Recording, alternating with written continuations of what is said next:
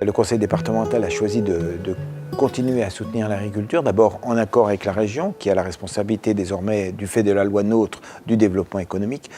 Parce qu'effectivement, ce département a une activité agricole pleine et entière. Ça représente une bonne partie du développement économique de notre département. C'est une compétence volontaire du département que nous avons soutenue d'un point de vue budgétaire cette année à hauteur de un peu moins de 2 900 000 €.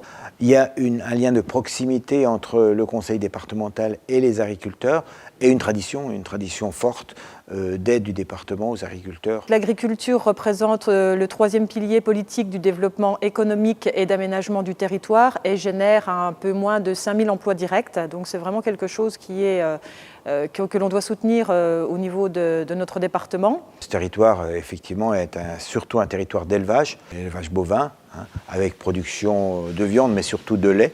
Donc une vraie tradition de production laitière qui se perpétue et qui connaît actuellement des difficultés, mais je pense qu'il aura l'occasion de s'en sortir et qui a besoin de notre aide. Sur le secteur, donc, on dénombre 350 exploitations agricoles avec majoritairement des exploitations qui sont plutôt conséquentes de plus de 100 hectares, contre 69 hectares au niveau du département. Depuis 2008, on a environ une quarantaine de jeunes agriculteurs qui se sont installés. Le département apporte une aide à l'installation qui peut aller jusqu'à 20%. Le renouvellement des générations est extrêmement important. Donc une aide sur ce niveau-là, une aide au CUMA qui existe toujours. Et puis on a d'autres aides, en particulier ici, Julien Grandieu a pu bénéficier des aides à initiative en milieu montagnard et rural. L'exploitation Grandieu père et fils a été créée en 2005. Donc les premières plantations ont été faites durant l'automne sur une surface de 3 hectares avec un début en pommes.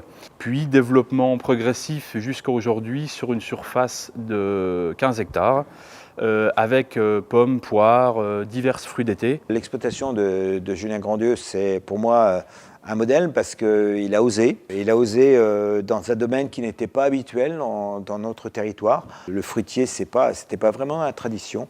Et je pense que son pari, il a quasi réussi, même si une année comme celle-ci n'est pas facile, avec 80% de sa production de pommes qui a été gelée au printemps. Alors 10 ans après la création, nous sommes plutôt satisfaits du parcours qu'on a pu faire jusqu'ici. Nous pouvons planter sereinement des nouvelles cultures parce que le client répond présent à tous nos efforts, toutes nos diversifications.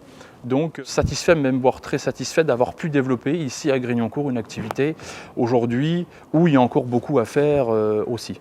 Mais on voit aujourd'hui qu'on doit évoluer, même dans un territoire comme les nôtres. On voit que le changement climatique va nous permettre sans doute d'aller vers de nouvelles productions. À nous aussi, au conseil départemental, d'accompagner ces nouvelles productions.